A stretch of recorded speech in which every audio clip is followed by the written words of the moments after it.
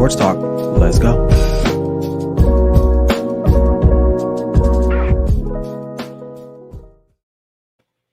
Happy Sunday morning to you guys. It's me, your boy Ryan Flowers, aka Clutch Sports Talk in the house. Welcome to another edition. It's a late edition, but yes, it's still edition of Clutch Sports Talk NFL Sunday morning, man. Hey, we're about under a half an hour away before the kickoff begins for Week 9, man. Look, it already got started on Thursday night, but listen, we got a big show today, as usual. A couple things I want to talk about. OBJ released from the Cleveland Browns. My thoughts on him. Where is he going to go? What team should probably be on the lookout for him? I'll let you know what's going on with that. Also, a big game today in the afternoon slot. The Kansas City Chiefs at home take on the Aaron Rodgers Green Bay Packers. Jordan Love will get the start.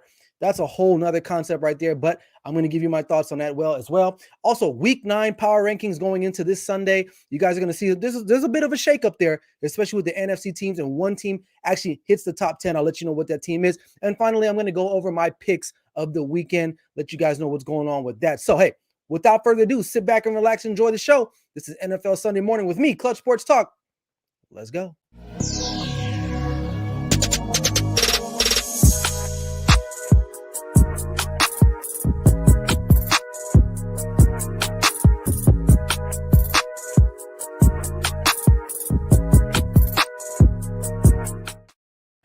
What's up? Welcome in, everyone. Hope you guys are doing well. Good morning, good afternoon, wherever you guys are at. Thanks for joining in. If you haven't already, subscribe to my YouTube channel, man. It's popping.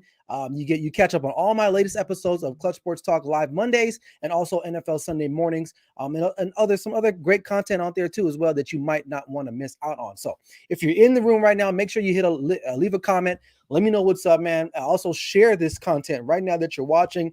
Get it out to as many people as you can. It's Sunday. It's football. What more else can we ask for at this point, man? I'm excited. I'm juiced. I'm ready to go. So first things first, man, let's get straight into it. OBJ was released, I believe it was Thursday, from the Cleveland Browns. Going into the week, the Cleveland Browns had been excusing him from their practices, and eventually they said, you know what? It's time to let him go. And that's exactly what they did. Now, this was a very odd pairing from the beginning. Even when he was traded to the Giants, from the Giants to Cleveland about 2.5, 3 years ago, it's crazy to think about that. He's been there almost 3 seasons or 3.5 seasons. And you think about the productivity, it just was never there. He hasn't quite been the same receiver. Now, there are a couple of things that it can attribute to that. Number one, you're not playing with a Hall of Fame type quarterback. Now I know a lot of people might not think Eli Manning is a Hall of Fame quarterback, but I would say he is. Regardless of the Super Bowls, the guy could still throw the football, right? Now, you leave him, you go over to Cleveland, an unproven quarterback in Baker Mayfield, and they just were never able to click. Now, all of last year, Baker Mayfield had one of the strongest years of his early career last year. And why was that? OBJ was not on the field. Why? He was hurt. Now, there was a lot of talk, a lot of people saying, well, it's because of OBJ. And Baker would say, no, it's not because of him, yada, yada, yada. At the end of the day, this marriage was never going to work. It was never going to be the right fit because, look, they just never were on the same page. Baker Mayfield isn't the quarterback that a lot of people think he is or even was. And maybe, OBJ is such a very commanding force. He's the epitome of a kind of a diva wide receiver. Now, I'll give him credit. He didn't really cause a lot of ruckus while he was in Cleveland. You didn't really hear too much about him. He wasn't having a crazy sideline antics like he was in his, latter years here in New York. But nonetheless, the Cleveland Browns are a lot better off without him. And I think they made a mistake. They should have traded him at the end of last season before even going into the season because, look, they're not better with him. If anything, they're probably better without him. Now, Baker Mayfield can sit there and have his other guys that he can throw to because, look, he doesn't have a wide receiver like an OBJ breathing down his back looking for passes. And it's crazy because there were times where he'd be wide open, Baker doesn't give him the ball. There'll be times where he is wide open, Baker gets in the ball, and he drops it. Now, I don't know what the future has in store for Odell Beckham Jr. Honestly, and I always say this, after that miraculous catch that he had against my Dallas Cowboys in a game they lost on a Sunday Night Football, we all seen it. We all know about it, right? There's no point in talking about it that much, but we all remember the catch. Ever since then, I think he's almost been on a decline. He started to then he got into that altercation with Josh Norman, the whole other sideline antics, beating up kicking nets, punching walls at MetLife Stadium, all kinds of other craziness, right? This is a question I pose to you. And if you're watching right now, or if you later on watch this, I want you guys to answer this. Do you think at this moment in time, where we're at, is OBJ a Hall of Fame type receiver?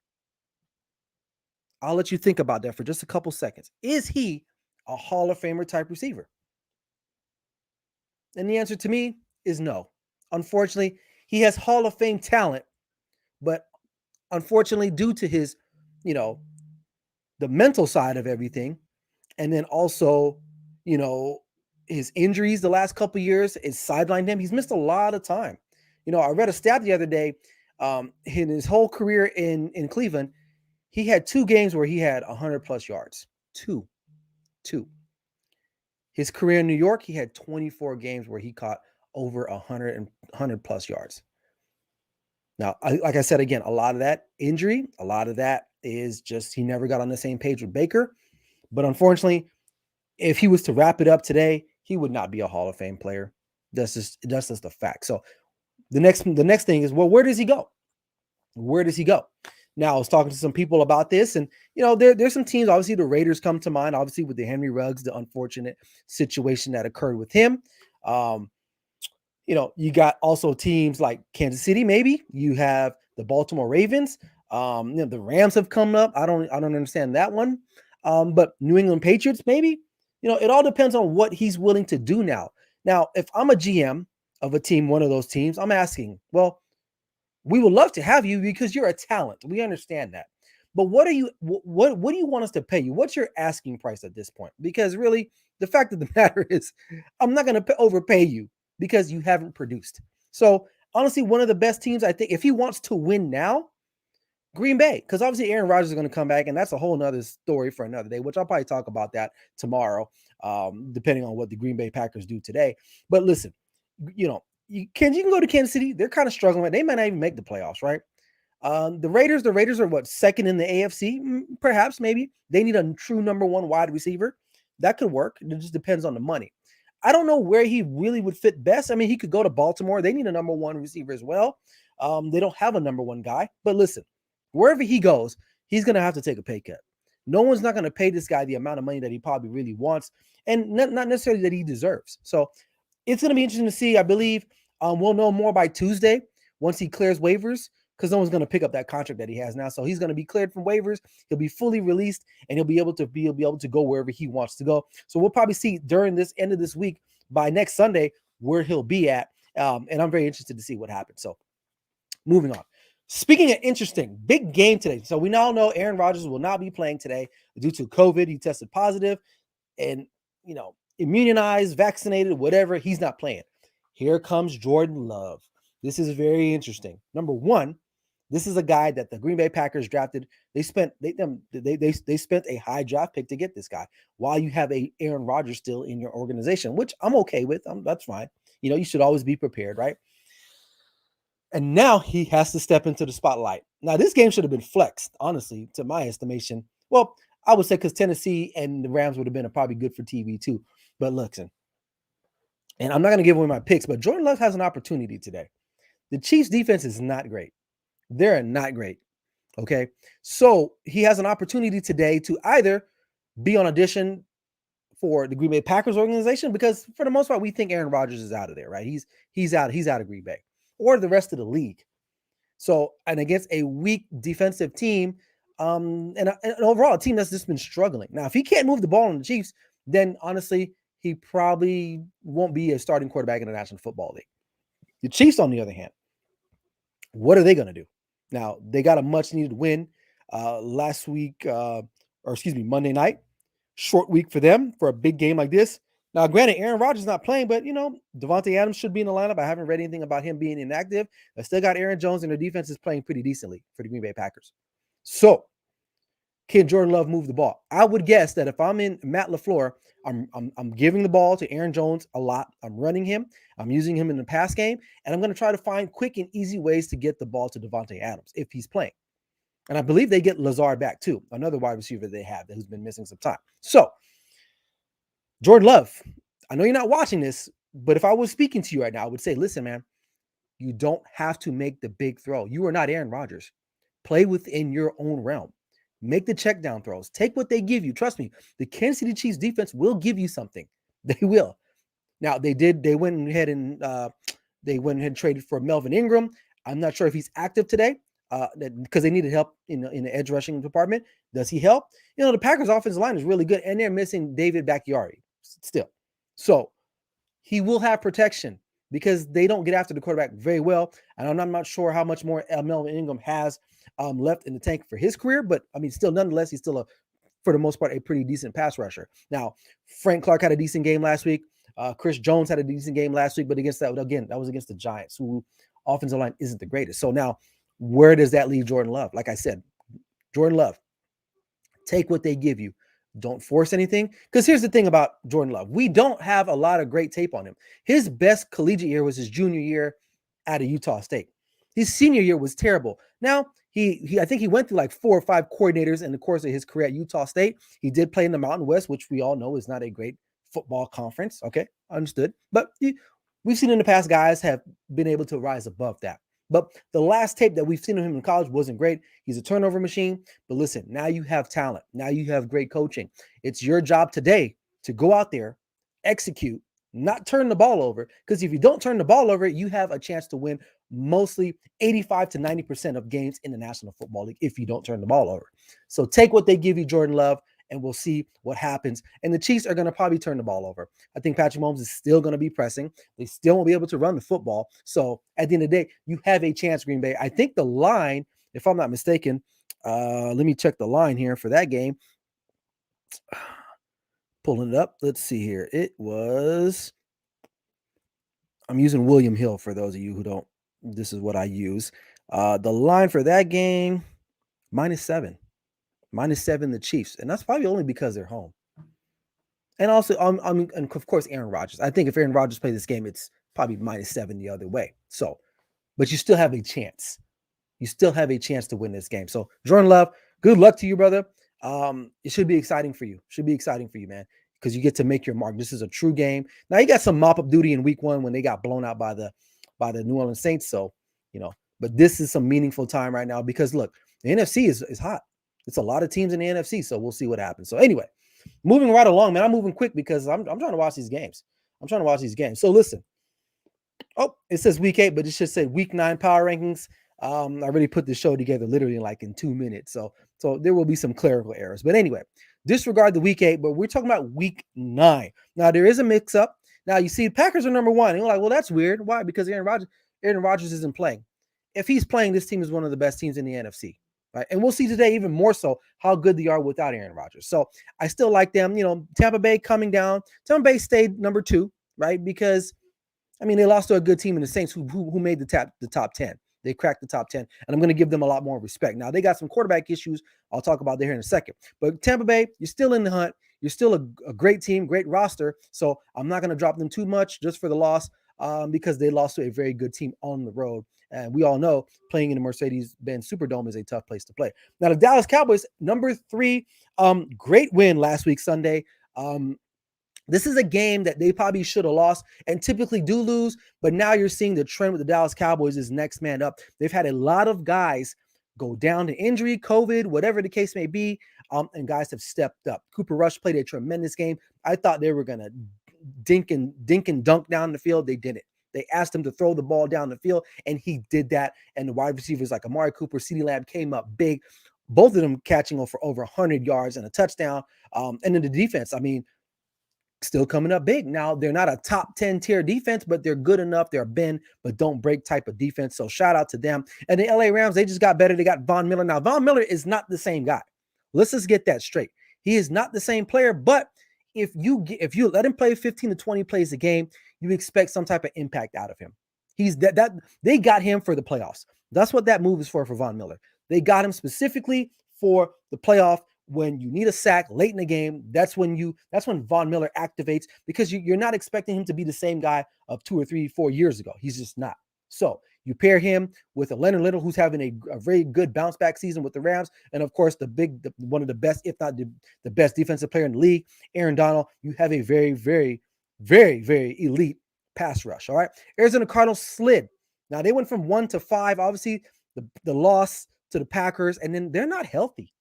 They're not healthy, and they have a big. They're underdogs today as they head up to Northern California and Santa Clara to play the San Francisco 49ers. Kyler Murray is, I believe, a game time decision. J.J. Watt out the rest of the year. They still have Chandler Jones, but J.J. Watt is a very significant injury. Why? Because, yeah, he wasn't getting to the quarterback as far as sacks are concerned, but the pressures. And now you don't have that. We're going to have to see how they're going to do because they still have a lot of divisional games to play. And again, I love Kyler Murray. He's probably one of the MVP candidates that I liked, but again, injuries middle to the end of the year have kind of derailed this team, and especially with him, we're going to see how they bounce back. All right, Tennessee, obviously we don't lose Derrick Henry. They signed Adrian Peterson. Not sure if that makes a difference, but listen, he still got games against the Jaguars and the Texans, which they should win. You've already swept the divisional series with the Colts, so they should probably end up winning this division. I think Tannehill will probably play pretty decent. Now, not having Derrick Henry is tremendous, but we'll see. We'll see if Julio Jones can get healthy, stay healthy. A.J. Brown, Tannehill can probably still do a little bit of what he can do. They still have a chance, but I think they might be dropping very closely here, but we'll see. Buffalo Bills, they're at where they're at. I think they're right there. The only reason I don't have them over the Titans is because they lost to the Titans. That's pretty much it. Baltimore Ravens, they're pretty much staying put. No meaningful changes for them. They have a game against the Vikings today, which they should win outright. And then the Chargers are going to hang in there. I'll give them some credit. They had they lost to a very good New England team. And I was debating to put New England in the power rankings, but I just didn't know who I wanted to kick out. And I probably should have put them in instead of the Chargers, to be honest with you. But I still like what they got at quarterback.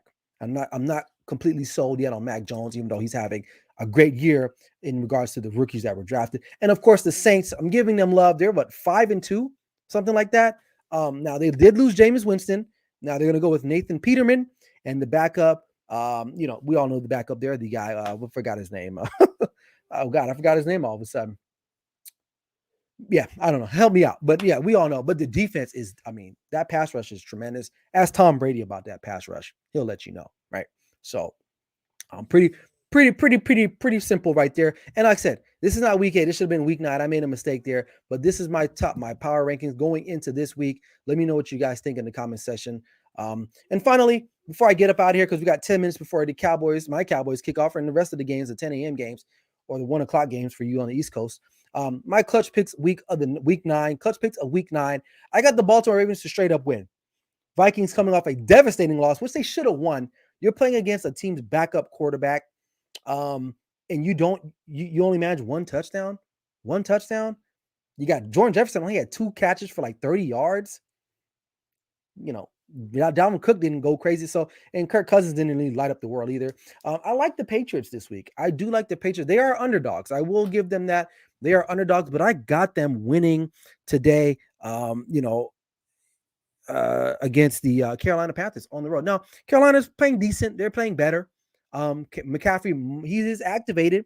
We'll see, but we all know Bill Belichick played Sam Darnold a lot, right? He knows how to play this guy, and I think Mac Jones will do just enough. And the Patriots running game is starting to come together, so we'll see how they go. But I like them on the road as an underdog money line pick, and I like the Buffalo Bills to cover against the Jacksonville Jaguars. The line just changed. It was at 14.5. It's at 15 now, but I put them in at 14.5. So we'll see. We'll go from there. And then I got Green Bay winning. I got Green Bay winning today, man. Just because there's something about it. I think they're going to step up for this game. I don't think the Chiefs are that good of a team. And I think if Jordan Love doesn't turn the ball over and make a lot of mistakes, they should be all right. And I think the Green Bay Packers will win this game. And so I was 3-1 last week. I bounced back. So I'm 11-9 for season. Oh, excuse me. I should be 11-8. Sorry, 11-8. That's another mistake. Dang, I should be 11-8 for the season. So I'm trying to stay on the plus side there. So we'll see what happens, and I'll talk about it maybe tomorrow night, tomorrow night when I do my other live show, recapping around the sports news from around the sports league. So, all right, man. That's it. I'm out of here just in time. Got enough time to go make some more bets, and hope you guys enjoyed. I don't know. I might get back on later on tonight. I don't know yet. I got to see what the schedule is looking like. But other than that, I hope you guys enjoyed the show. Make sure you guys, if you haven't hit me up on YouTube, do so now, or any of my other social media platforms that you can see there scrolling down below. But until next time, in between time, that don't even make any sense. Until next time, this is Club Sports Talk with me, Ryan Flowers, NFL Sunday morning. Never settle till the work is done. I'll see you guys later. Peace.